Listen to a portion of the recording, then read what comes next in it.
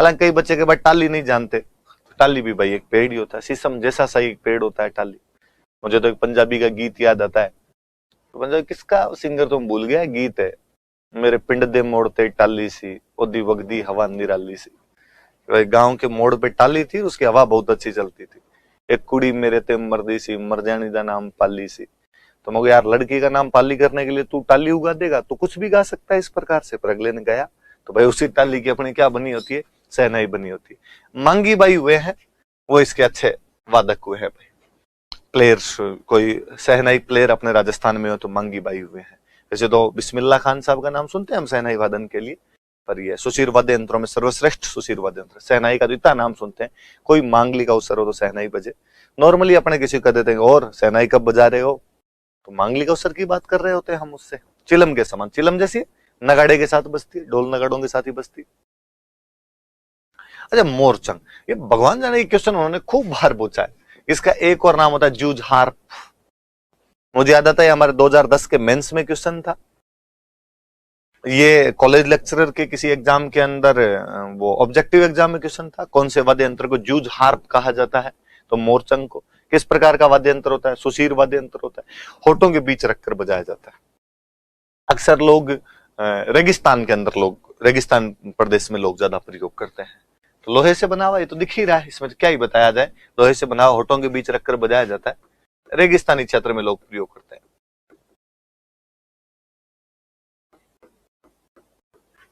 रेगिस्तानी क्षेत्र के जो लोग हैं वो इसका प्रयोग करते हैं।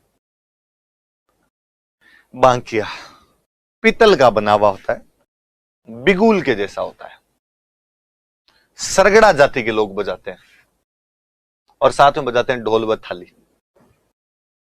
तो ये याद रखना कि सरगड़ों का खानदानी वाद्य यंत्र है। सरगड़े इसको सदियों सदियों से बजाते आते हैं।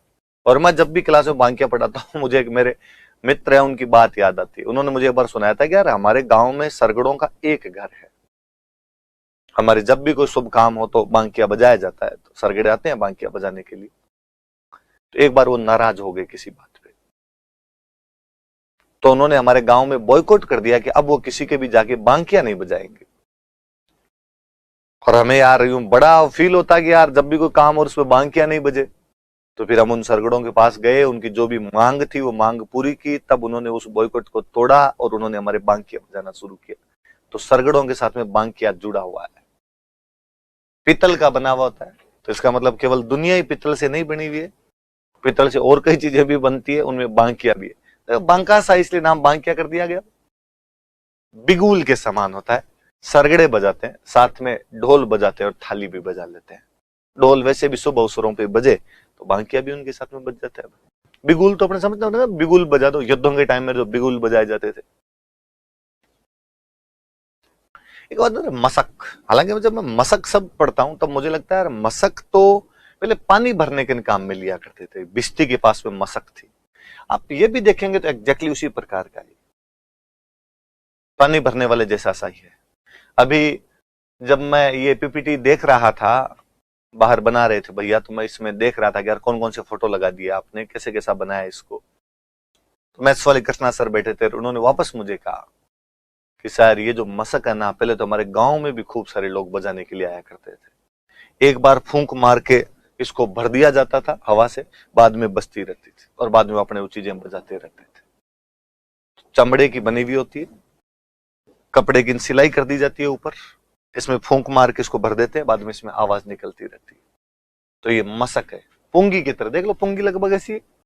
बहरूंजी के भोपे बजाते हैं, बहरूंजी के जब भी गांव के अंदर कोई कार्यक्रम किए जाए तो उनमें भोपे जिसको बजाते हैं वो आपके मशक होती है। तो फूंक से बजाई जाती है मशक, तो आपके दिमाग में आई जाएगी कि सुशीर वाद्य यंत्र। अपने से क्वेश्चन यही पूछेंगे कौन से भोपे बजाते, तो बहरूंजी के भोपे बजाते हैं।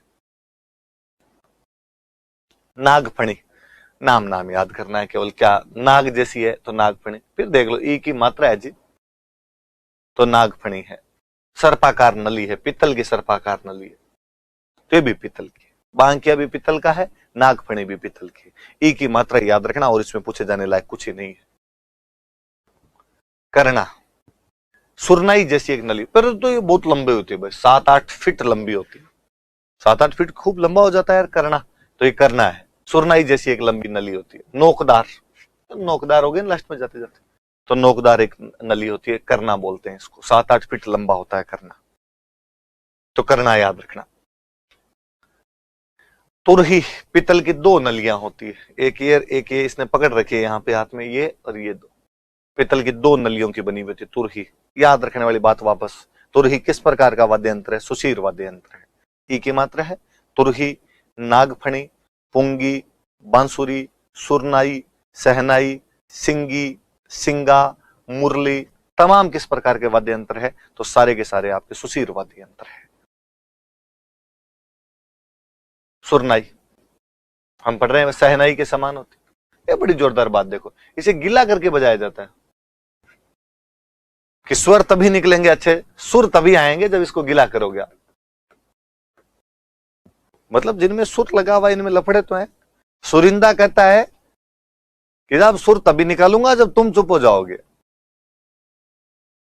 इधर सुरनाई कहती है कि सुर तभी निकलेंगे जब गिली करोगे आप मेरे को।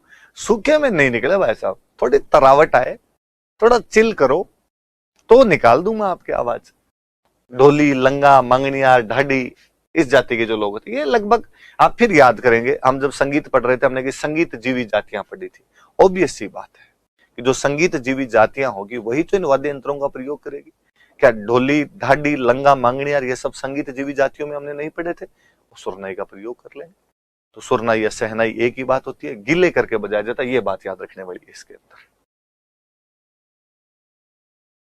नड़, वो फोटो इसमें पहले नहीं लगी हुई थी, ये मैंने लास्ट के अंदर जुड़वाया था कि नड़ भी एक वाद्य यंत्र होता है ना। तो आप देख रहे होंगे इसके अंदर नड़, पर मैं वाद्य यंत्र नहीं दिखाना चाहता था वास्तव में, मैं इस नड़ वादक को दिखाना चाहता था। नड़ वादक का नाम है कर्णाभील। कभी आतंक का पर्याय हुआ करते थे कर्णाभील। एक तो इस माध्यम से मैं ये बताना चाहता था कि कर्णाभील कर्णा नहीं बजाते थे। कर्णा भी एक सुशीर वाद्य यंत्र है, नड़ भी एक सुशीर वाद्य यंत्र है, पर कर्णाभील कर्णा ना बजाकर नड़ बजाया करते थे।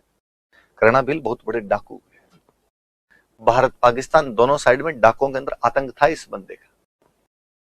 लेकिन बाद में भारत सरकार के कहने पर कर्णाभील ने सरेंडर कर दिया था और एक सामान्य जीवन जीने लग गए थे। और जब ये सामान्य जीवन जी रहे थे तो 2 बातों के लिए बड़े प्रसिद्ध थे। एक तो अपनी नड़ बजाने के लिए, एक अपनी मूछों के लिए। आप मूछें देखिए बंदे, 7 फीट के आसपास लंबी मूछें थी कर्णाभील की। हालांकि कर्णाभील का अंत बड़ा दुखद रहा। कर्णाभील ने इतने डाके वाके मारे थे इधर उधर, तो एक बार घर के बाहर सो रहे थे, गर्दन काट के ले गए थे लोग। ऐसा माना जाता है कि पाकिस्तान साइड के लोग आए थे, तब तक अपने तारबंदी नहीं हुआ करती थी, कि वो गर्दन काट के ले गए होंगे। हालांकि घर वालों ने खूब दिनों तक अंतिम संस्कार नहीं किया था बॉडी का। उनका हिंदू धर्म कहता है कि शरीर के एक एक अंग का अंतिम संस्कार होना चाहिए। जब गर्दन है ही नहीं तो अंतिम संस्कार कैसे किया जाए इस आदमी का? गर्दन लागे दे सरकार पे। कहने का मतलब था कि पहले हत्यारों को गिरफ्तार किया जाना चाहिए। तो कर्णाभील नड़ बजाया करते थे। कर्णाभील क्या बजाया करते थे? नड़, नड़ बजाते थे। तो ये भी याद रखना भाई थोड़ा सा। अच्छा, उसके बाद अवनद आ गए। अच्छा, एक वाद्य यंत्र में वैसे और बताना चाहूंगा आपको, इसमें फोटो नहीं लगा रखा इन लोगों ने। अवनद कर दिए क्या? एक वाद्य यंत्र में और बताता हूं आपको। एक वाद्य यंत्र है सतार।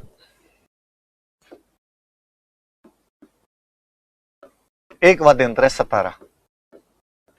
और ध्यान रखने वाली बात यही है कि सतारा में तार है, पर यह तत्व वाद्य यंत्र नहीं है।